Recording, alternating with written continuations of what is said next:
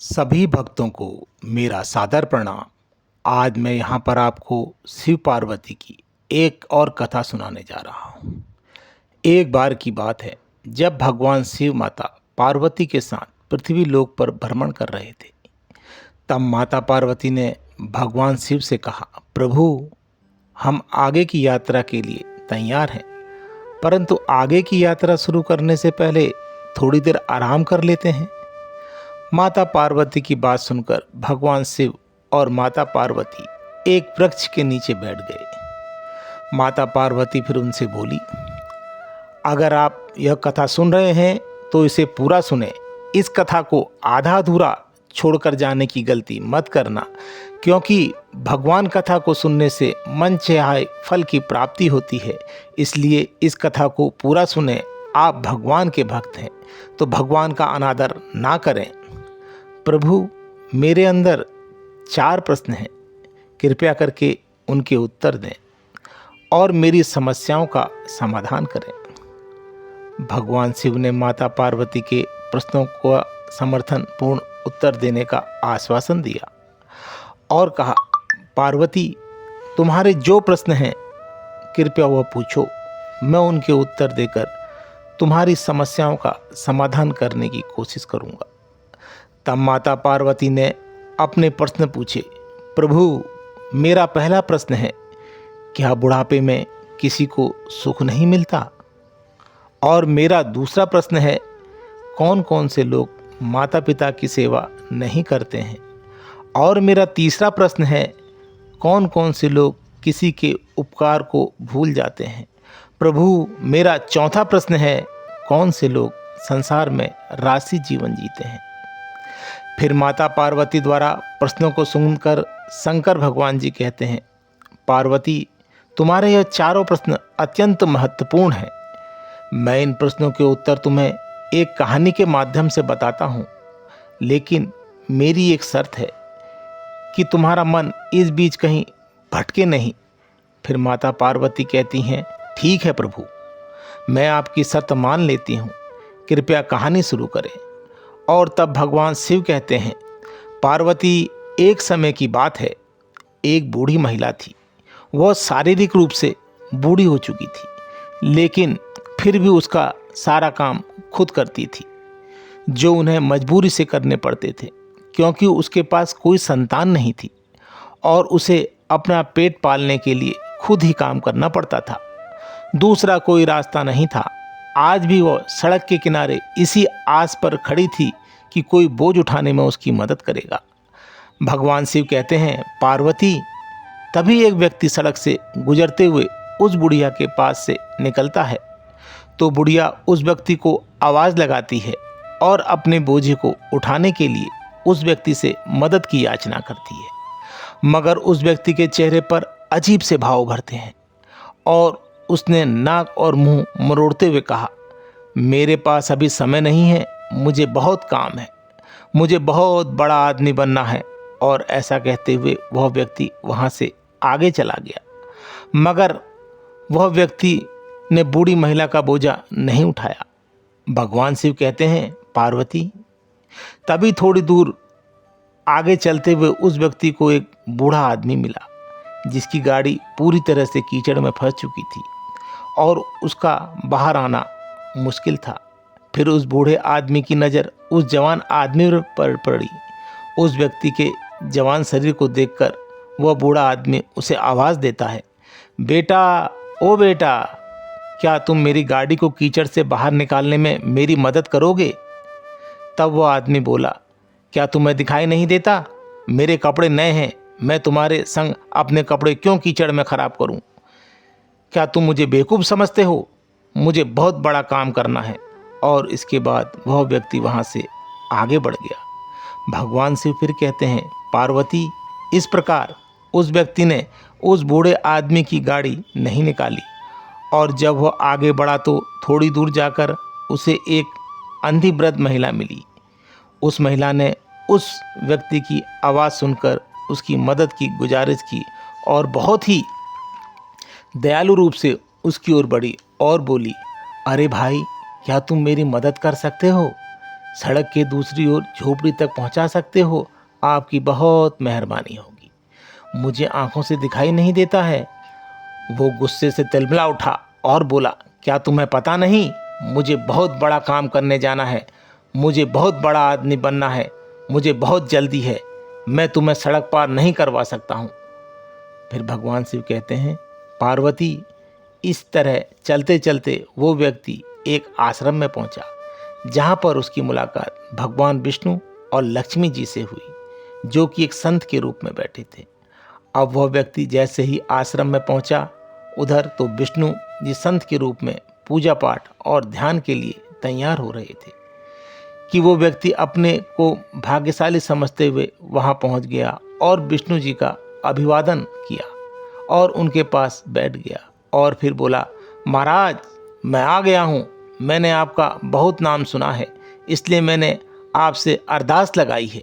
मगर विष्णु जी समझ गए कि इस व्यक्ति के अंदर बहुत बड़ा अहंकार है और फिर इस प्रकार विष्णु जी ने उस व्यक्ति की ओर देखा और हल्की सी मुस्कान उनके चेहरे पर उभरी, मानो वह अपने दिव्य नेत्रों से उस व्यक्ति की सारी हरकत पहले से ही देख रहे थे। फिर वह व्यक्ति विष्णु जी से कहने लगा, महाराज, आप मुझे आशीर्वाद दें कि मैं बहुत बड़ा व्यक्ति बनूं और इस राज्य में राजा का चयन होना है और मैं चाहता हूं कि उस राजगद्दी पर मैं बैठूं और राजगद्दी पर मेरा राज तिलक हो। भगवान शिव कहते हैं, पार्वती। फिर उस व्यक्ति की बातों को सुनकर विष्णु जी मुस्कुराते हुए उस व्यक्ति से बोले, तुम वही व्यक्ति हो जो कल के सत्संग में एक महत्वपूर्ण बात कही थी और तुमने बड़े ही आत्मविश्वास से कहा था कि वह खुद को बेहतर बना सकता है। तुमने अपनी अरदास भगवान से की थी। तब वह आदमी बोला, हाँ प्रभु, मैं वही आदमी हूँ जिसने कल इसी आश्रम में आकर बड़ा आदमी बनने की मांग की थी। भगवान शिव ने पार्वती से कहा, पार्वती, इस आदमी की बातों को सुनकर भगवान विष्णु जी ने कहा, थोड़ी देर इंतजार करो, मुझे एक और व्यक्ति की प्रतीक्षा है जो कल सत्संग के बाद मैं बड़ा आदमी बनने की इच्छा जताता था। तुमने भी उसकी इच्छा की थी। भाई, वह भी यही चाहता है कि वह राज्य के राजगद्दी पर बैठे। लेकिन एक काम करो, उस व्यक्ति को भी आने दो, फिर हम फैसला करेंगे कि किसे आशीर्वाद देना चाहिए और इस तरह शहर का राजा कौन बनेगा। यह बिल्कुल स्पष्ट नहीं है क्योंकि वह अभी तक नहीं आया। इस तरह वह आदमी जोर से हंसा और विष्णु जी से बोला, महाराज, जो आदमी समय का ही ध्यान नहीं देता उससे क्या अच्छा हो सकता है। आप उसको छोड़ दो, अब मुझे आशीर्वाद दे दो ताकि मेरा राज तिलक हो सके। भगवान विष्णु उस आदमी के विचारों को समझ गए, लेकिन हमें थोड़ी देर और इंतजार करना चाहिए, शायद वो आदमी आ जाए। भगवान शिव कहते हैं, पार्वती, वह आदमी आ गया जिसका नाम विष्णु था। उसकी सांसें तेज चल रही थी। वह अपने को सुखदायक विचारों में डूबा हुआ था और उसके कपड़े भी भीगे थे। फिर उस व्यक्ति ने आश्रम में आकर भगवान विष्णु के सामने झुककर प्रणाम किया और विनम्रतापूर्वक कहा, वहाँ मौजूद था। विष्णु जी उसके पास खड़े हो गए और पूछा, तुम यहाँ कैसे आए और तुम्हारी हालत ऐसे कैसे हो गई। फिर उस व्यक्ति ने बड़े प्रेम से कहा, भगवान, मैं तो समय पर पहुँच जाता, परंतु रास्ते में मुझे एक बोझ उठाने वाली बूढ़ी महिला मिली और मैंने उसकी मदद की। फिर एक बूढ़े गाड़ी वाले की गाड़ी कीचड़ से निकालने में और एक बूढ़ी अंधी महिला को उसकी झोपड़ी तक पहुंचाने में वक्त लग गया, इसलिए मैं आपसे पास थोड़ी देर से आया। महाराज, मैंने समय पर पहुंचने की बहुत कोशिश की, परंतु मेरी इन कठिनाइयों के कारण मुझे सफलता नहीं मिली, इसलिए मैं क्षमा प्रार्थी हूँ। भगवान शिव और पार्वती मुस्कुराने लगे और पहले आए व्यक्ति की ओर देखकर विष्णु जी बोले, अब भगवान शिव जी कहते हैं, पार्वती, तुम्हारा पहला प्रश्न था कि कौन से लोग संसार में राजसी जीवन जीते हैं, तो अपना उत्तर समझ लो। विष्णु पहले व्यक्ति से कहते हैं, बड़े काम के चक्कर में तुम यह भी भूल गए कि छोटे छोटे कामों को करके ही बड़ा काम किया जाता है। छोटे कामों से ही तो बड़े कामों की नींव रखी जाती है और बड़ा बन जाता है।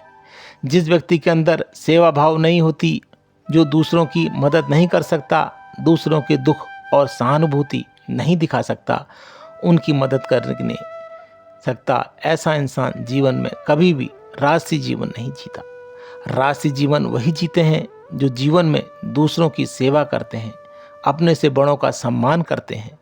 भगवान शिव कहते हैं, पार्वती, मुझे लगता है कि तुम्हें तुम्हारे पहले प्रश्न का उत्तर मिल गया होगा। तो माता पार्वती बोली, वास्तव में प्रभु, मैं पहले प्रश्न का उत्तर सुनकर पूरी तरह से संतुष्ट हो चुकी हूँ कि इस संसार में वही लोग जीवन जीते हैं जो दूसरों के दुखों को अपना दुख समझते हैं और गरीबों की मदद करते हैं, अपने से बड़ों का सम्मान करते हैं, भूखों को खाना खिलाते हैं, अंधों को रास्ता दिखाते हैं। ऐसे लोगों ही जीवन में राजसी जीवन जीते हैं। भगवान शिव कहते हैं, पार्वती, विष्णु और लक्ष्मी ने उस दूसरे व्यक्ति को आशीर्वाद दिया जिसके कारण वह दूसरा व्यक्ति उस राज्य का राजा बन गया और पहले आने वाले व्यक्ति ने अपनी किस्मत को कोसते हुए वहां से चला गया। अब भगवान शिव कहते हैं, पार्वती, विष्णु और लक्ष्मी ने उस व्यक्ति को आशीर्वाद देने के बाद वह आगे बढ़ गए और आगे चलकर देखते हैं कि 4 बूढ़ी परिहारन पानी भरने के बाद थक जाती हैं और वहीं बैठ जाती हैं, क्योंकि चारों परिहारन का बुढ़ापा शरीर में इतना था कि पानी को कुएं से खींचने की उठाना भी संभव नहीं था। वहाँ पर परिहारन ने मन में सोचा कि वह थोड़ा आराम करके फिर आराम से घर पर जाएंगी। भगवान शिव ने कहा, पार्वती, विष्णु और लक्ष्मी ने अपना रूप बदलकर एक साधु का रूप धारण किया। परंतु जब वे चारों साधु के पास से होकर गुजर रहे थे तो साधु ने उनसे पानी पिलाने को कहा। परिहारन ने विष्णु और लक्ष्मी को रोक लिया। फिर पानी पिलाने के बाद चारों ने पूछा, महाराज, क्या आपके पास ज्ञान है? विष्णु ने कहा, हाँ, ठीक है, तुम अपने प्रश्न पूछो, मैं कोशिश करूंगा कि मैं तुम्हारे प्रश्नों का उत्तर दूं और तुम्हें पूरी तरह से संतुष्ट करूं। तब चारों सत्य से बोली, हम तो काफ़ी समय से एक दूसरे के साथ लड़ रहे हैं और इन प्रश्नों का उत्तर जानने की कोशिश कर रहे हैं, लेकिन कोई भी किसी के उत्तर से पूरी तरह से संतुष्ट नहीं हो रहा है। बहस और बढ़ती जा रही है। महाराज, आप ही इसका न्याय कर सकते हैं। इसका मतलब है कि हमारे प्रश्नों का उत्तर केवल आप ही दे सकते हैं। भगवान शिव कहते हैं, पार्वती। फिर विष्णु जी कहते हैं, ठीक है, तुम अपने तीनों प्रश्न बताओ। परिहारन कहती है, महाराज, हमारा पहला प्रश्न है कि किन लोगों को बुढ़ापे में सुख नहीं मिलता। हमारा दूसरा प्रश्न है, कौन से लोग माँ बाप की सेवा नहीं करते। हमारा तीसरा प्रश्न है, कौन से लोग उपकार को भूल जाते हैं। भगवान शिव कहते हैं, हे पार्वती। फिर प्रश्न सुनने के बाद विष्णु जी कहने लगे, थोड़ा आराम करो, मैं बताता हूँ। तब तक पहली परिहारन का बेटा पास से निकला जा रहा था। उसने अपनी माँ की तरफ देखा और सीधे चला गया। फिर परिहारन भी अपने बेटे को देखकर बोली, देखो, वो मेरा बेटा जा रहा है, मैं बहुत खुश हूँ। भगवान अगर किसी को बेटा दे तो ऐसा ही देना। मेरा बेटा तो अनमोल हीरा है, उसका कंठ इतना मधुर है, बस पूछो मत। देखो कितनी मधुर तान में गाता हुआ चला जा रहा है।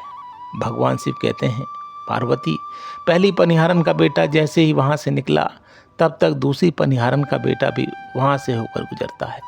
दूसरी परिहारन भी कहने लगी, मेरा बेटा तो ऐसा ही है, मतलब विद्या में तो वह बहुत ही निपुण है, उसकी बराबरी तो बड़े से बड़े विद्वान भी नहीं कर पाते।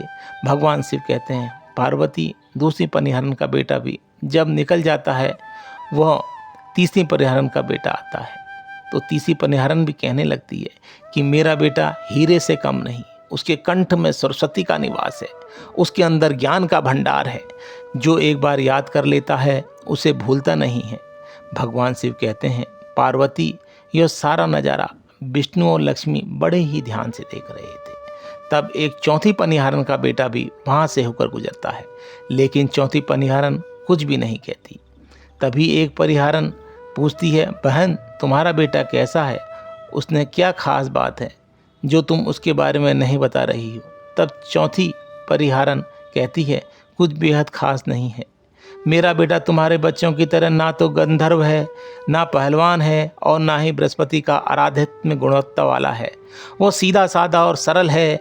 उसके लिए पहला कर्तव्य माता पिता और गुरुओं की सेवा करना है। तब उस परिहारन का बेटा अपनी माँ के पास आता है। अब जब सब परिहारन अपने अपने घड़ों को उठाते हैं और सिर पर रखते हैं। इसी बीच चौथी परिहारन का बेटा आकर अपनी माँ से पानी का घड़ा ले लेता है और अपने सर पर रख लेता है। फिर बड़े प्रेम से अपनी बूढ़ी माँ से कहता है, माँ क्यों परेशान होती हो, माँ तुम्हारे घड़े को मैं संभाल लूँगा। बेटा होने का मतलब है कि बूढ़े माँ बाप की सेवा कर उसके साथ समय बिताएं और उनका सहारा बने। भगवान शिव कहते हैं, पार्वती चौथा परिहारन ने अपने बेटे से बार बार इनकार किया, लेकिन वो बेटा उसे स्वीकार नहीं किया। उसने अपनी माँ के सिर से घड़े को हटाकर अपने सिर पर रख लिया और आगे बढ़ गया। फिर तो सभी परिहारन उसके व्यवहार को देखकर हैरान हो गईं। फिर वहाँ संत के रूप में बैठे विष्णु लक्ष्मी ने कहा, धन्य है वह माँ जिसने इस तरह के पुत्र को जन्म दिया, उसके ऐसे संस्कार दिए, और वह ही सच्चा हीरा है जो किसी भी अवसर पर अपनी माँ की सेवा से पीछे नहीं हटता। भगवान शिव कहते हैं, पार्वती जब चारों परिहारन घर आने की तैयारी कर रही थी तो विष्णु और लक्ष्मी जी उनके सामने आ जाते हैं और कहते हैं, क्या तुम्हें अपने प्रश्नों का उत्तर बिना जाने ही यहाँ से जाओगे? मैं तुम्हें तुम्हारे प्रश्नों का उत्तर देता हूँ। तुम्हारा पहला प्रश्न था, किन लोगों को बुढ़ापे में सुख मिलता है? तो समझ लो वह लोग जिन्होंने अपने माता पिता की सेवा नहीं की, उन्हें उनकी औलाद की सेवा नहीं मिलेगी, और वह लोग जिन्होंने अपने माता पिता की सेवा की है उन्हें कभी तिरस्कार नहीं मिलेगा।